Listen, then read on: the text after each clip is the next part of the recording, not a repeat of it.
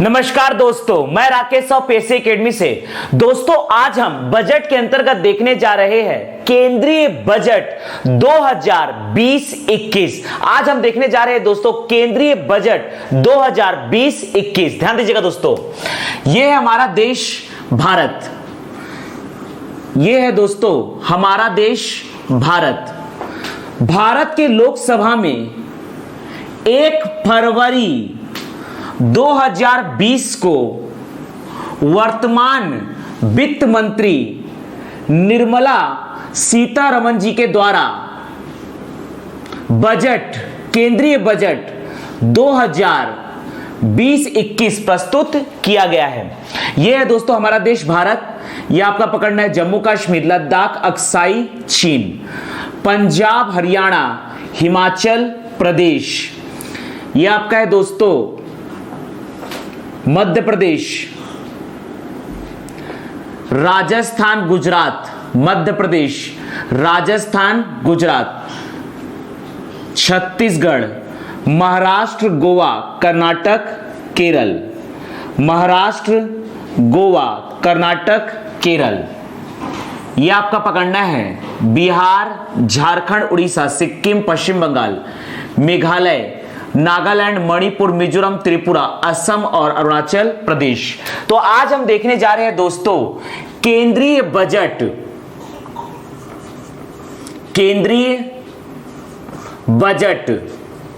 2020-21। केंद्रीय बजट 2020-21 जिसको प्रस्तुत किया है वर्तमान वित्त मंत्री निर्मला सीतारमण ने लोकसभा में। यह दोस्तों दिल्ली में लोकसभा, दिल्ली लोकसभा में पेश किया गया है भारत का बजट 2020-21। ध्यान दीजिएगा दोस्तों, बजट प्रस्तुत किया गया है। बजट प्रस्तुत की तिथि है दोस्तों, बजट प्रस्तुत की तिथि है 1 फरवरी 2020। 1 फरवरी 2020 को वर्तमान वित्त मंत्री निर्मला सीतारमण के द्वारा पेश किया गया है।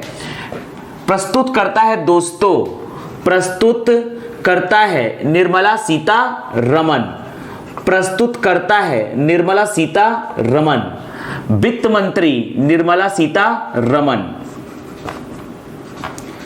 वित्त मंत्री निर्मला सीतारमण जी के द्वारा 1 फरवरी 2020 को लोकसभा में केंद्रीय बजट 2020-21 प्रस्तुत किया गया। ध्यान दीजिएगा दोस्तों, बजट का ध्येय वाक्य है, बजट का ध्येय वाक्य है सबका साथ, सबका साथ, सबका विकास, सबका साथ, सबका विकास, सबका विश्वास, सबका विश्वास। बजट 2020-21 का ध्येय वाक्य है सबका साथ, सबका विकास, सबका विश्वास। बजट का आकार है, बजट का आकार, बजट का आकार है दोस्तों 30-42-230, 30-42-230 करोड़ रुपए, 30-42-230 करोड़ रुपए, 30,42,230 करोड़ रुपए। अर्थात इसमें सार्वजनिक आय है या बजट आय है, इसमें सार्वजनिक आय भी है दोस्तों 30-42-230 करोड़ रुपए, 30-42-230 करोड़ रुपए। और सार्वजनिक व्यय भी है, सार्वजनिक व्यय है दोस्तों 30-42-230 करोड़ रुपए, 30-42-230 करोड़ रुपए, 30-4230 करोड़ रुपए।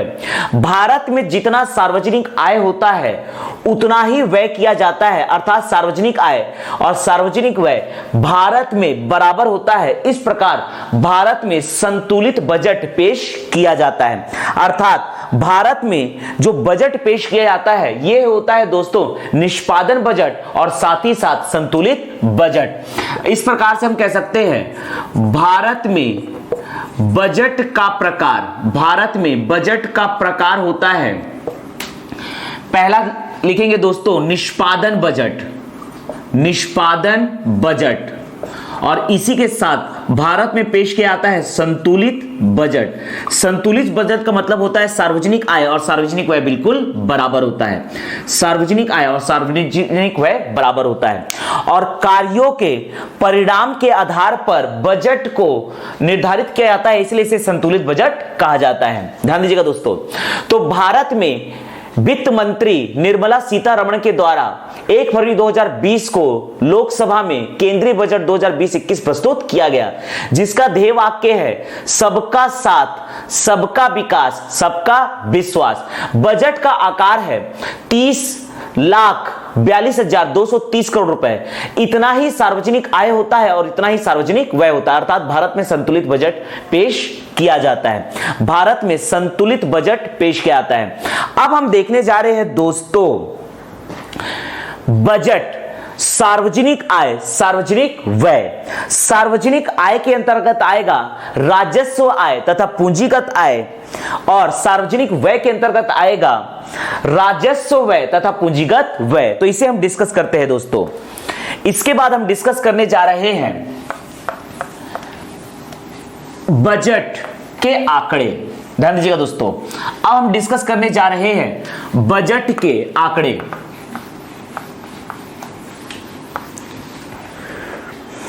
ध्यान दीजिएगा, बजट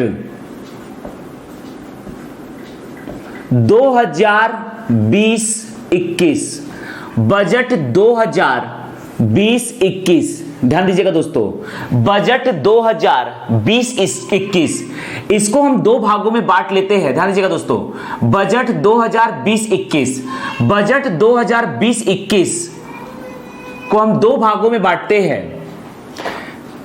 पहला है दोस्तों सार्वजनिक, पहला है सार्वजनिक आय, पब्लिक इनकम। पहला है सार्वजनिक आय, पहला पकड़ना है सार्वजनिक आय, सार्वजनिक आय, और सार्वजनिक आय है दोस्तों 30,42,230 करोड़ रुपए, 30,42,230 करोड़ रुपए।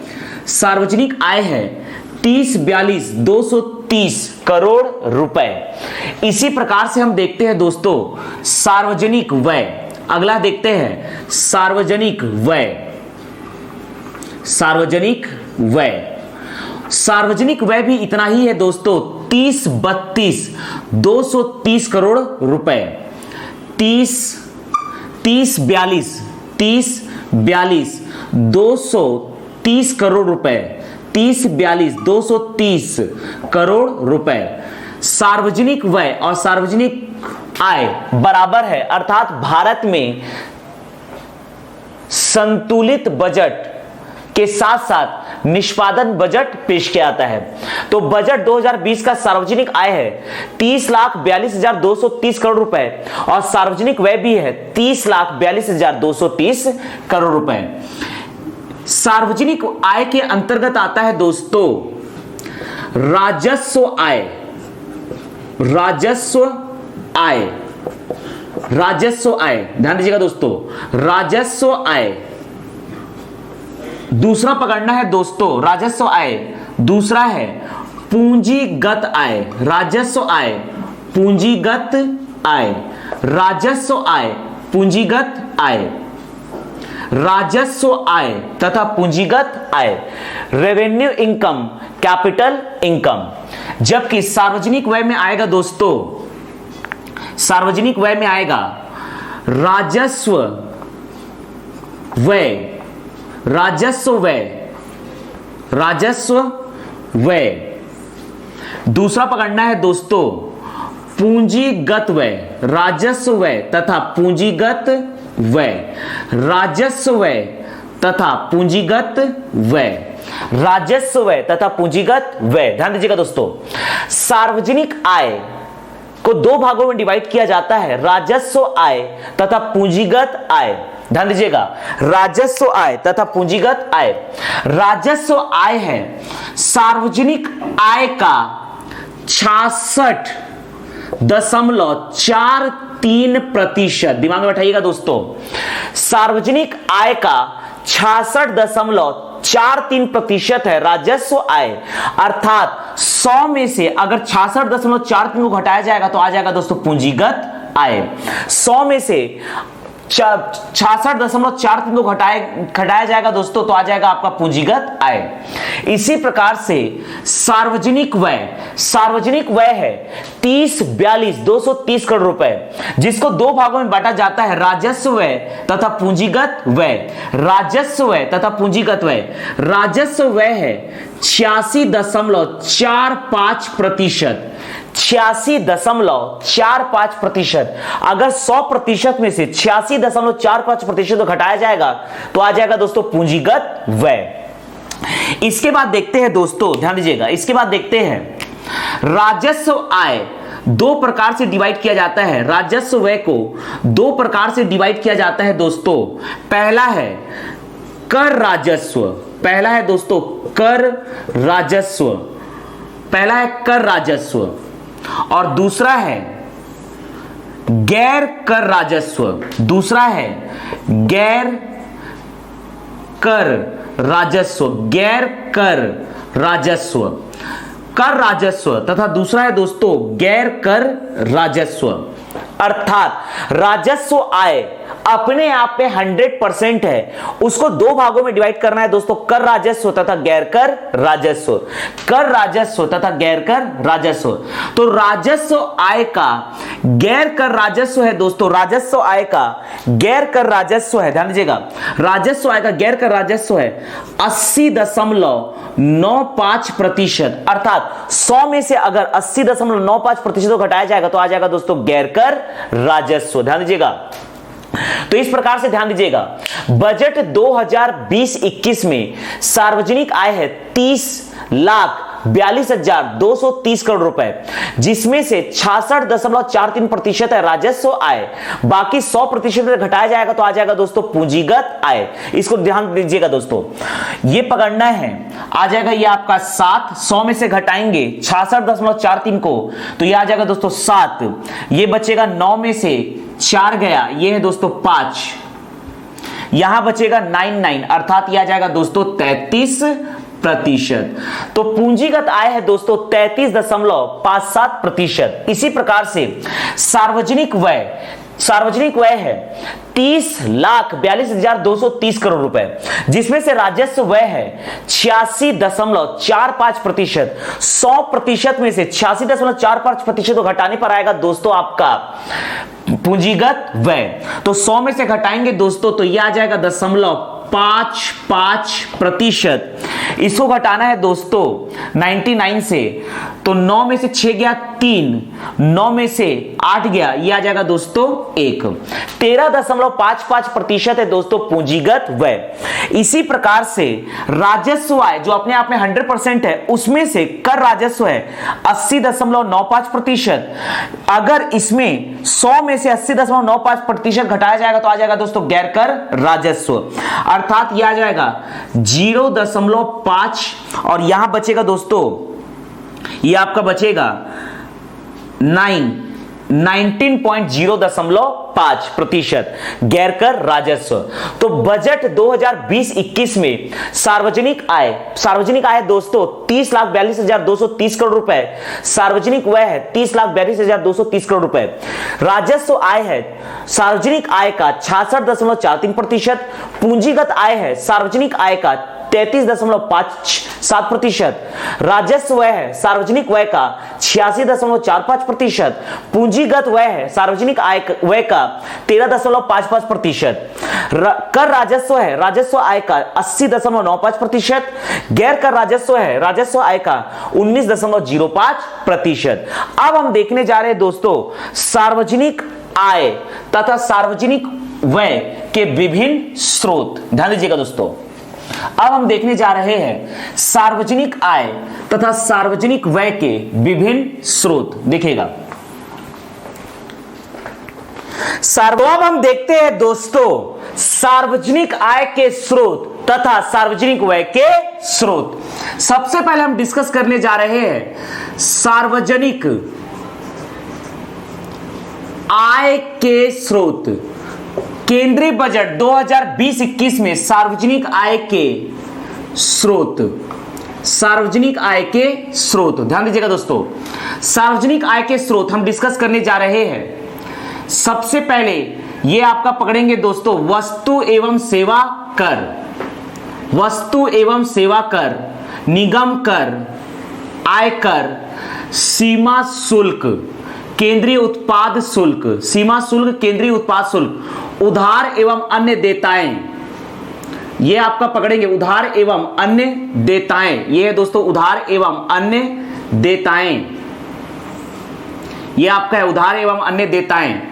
इसके बाद पकड़ेंगे कर भिन्न राजस्व व ऋण भिन्न राजस्व। ध्यान दीजिएगा दोस्तों, ये आपका पकड़ना है सबसे पहले पकड़ना है वस्तु एवं सेवा कर, वस्तु एवं सेवा कर, वस्तु एवं सेवा कर 18%, वस्तु एवं सेवा कर 18%, निगम कर, निगम कर 18%, आयकर, अगला है दोस्तों आयकर, ये आपका है 13%, आयकर 13%, सीमा शुल्क 4%, सीमा शुल्क है दोस्तों 4%, सीमा शुल्क 4%, सीमा शुल्क 4%, 18% है केंद्रीय उत्पाद शुल्क, केंद्रीय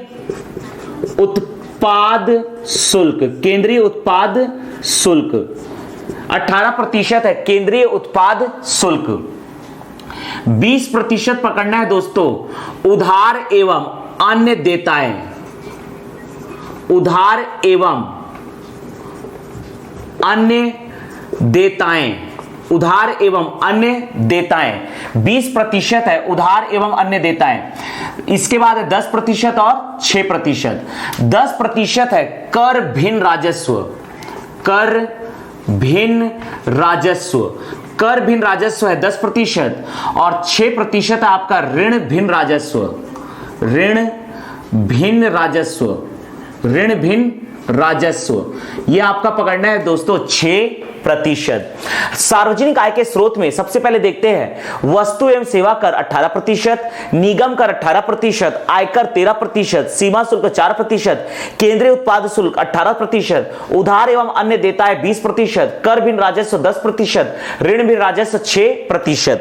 अब अगला हम देखने जा रहे हैं दोस्तों सार्वजनिक व्यय के, सार्वजनिक व्यय के स्रोत, सार्वजनिक व्यय के स्रोत, सार्वजनिक व्यय के स्रोत। ध्यान दीजिएगा दोस्तों, सार्वजनिक व्यय के स्रोत में देखते हैं यह आपका पकड़ना है सबसे पहले यह है 20% का होगा कर एवं शुल्क में राज्यों की हिस्सेदारी 20%, 18%, 13%, 20%, 18%, 13%। इसके बाद यहां देखते हैं दोस्तों 9%, 6%, 8%, 10%, 10%, 6%। ध्यान दीजिएगा दोस्तों, सबसे पहले पकड़ते हैं 20% है कर एवं शुल्क में, कर एवं शुल्क में, कर एवं शुल्क में राज्यों की हिस्सेदारी, कर एवं शुल्क में राज्यों की हिस्सेदारी, कर एवं शुल्क में राज्यों की हिस्सेदारी। इसके बाद 18% है ब्याज अदायगी, 18% है ब्याज अदायगी, 18% है दोस्तों ब्याज अदायगी, 13% है केंद्रीय क्षेत्र की योजनाएं, केंद्रीय क्षेत्र की योजनाएं, केंद्रीय क्षेत्र की योजनाएं, केंद्रीय क्षेत्र की योजनाएं, और इसके बाद 9% है केंद्रीय प्रायोजित योजनाएं, केंद्रीय प्रायोजित, केंद्रीय प्रायोजित योजनाएं, केंद्रीय प्रायोजित योजनाएं। 6% पकड़ना है दोस्तों सब्सिडी, नागरिकों को दिए जाने वाले सब्सिडी 6%, अर्थात आर्थिक सहायता। यह है दोस्तों भारत सरकार के द्वारा दिए जाने वाला आर्थिक सहायता सब्सिडी के रूप में। 8% कुल बजट का है दोस्तों रक्षा में व्यय, रक्षा व्यय 10%, 10%, और यह है दोस्तों 6%, 10%, 10%, 6%। ये 10% है दोस्तों वित्त आयोग, वित्त आयोग व अन्य अंतरण में जो खर्च है दोस्तों ये आपका है 10%, 10% है अन्य व्यय, अन्य व्यय है 10%, और 6% का खर्चा है पेंशन में। ध्यान दीजिएगा दोस्तों, बजट का सार्वजनिक व्यय के स्रोत है दोस्तों कर एवं शुल्क में राज्यों की हिस्सेदारी 20%, ब्याज अदायगी 18%, केंद्रीय क्षेत्र की योजनाएं 13%, केंद्रीय प्रायोजित योजनाएं 9%, सब्सिडी 6%, रक्षा में व्यय 8%, वित्त आयोग व अन्य अंतरण है 10%, अन्य खर्चा है 10%, पेंशन में खर्चा है दोस्तों 6%। अब दोस्तों हम बजट में अगला देखने जा रहे हैं खाता व्यय। ध्यान दीजिएगा दोस्तों, सार्वजनिक व्यय दो प्रकार का होता है। पहला कहलाता है दोस्तों राजस्व व्यय, जिसे हम राजस्व खाता व्यय भी कहते हैं। दूसरा होता है पूंजीगत व्यय, जिसे हम पूंजीगत खाता व्यय भी कहते हैं। इसे हमने ऑलरेडी परसेंटेज के फॉर्म में डिस्कस किया है दोस्तों। तो अगला हम देखने जा रहे हैं बजट में खाता व्यय। ध्यान दीजिएगा दोस्तों, अगला हम बजट में देखने जा रहे हैं खाता व्यय। देखिएगा दोस्तों, अगला हम बजट में डिस्कस करने जा रहे हैं खाता व्यय।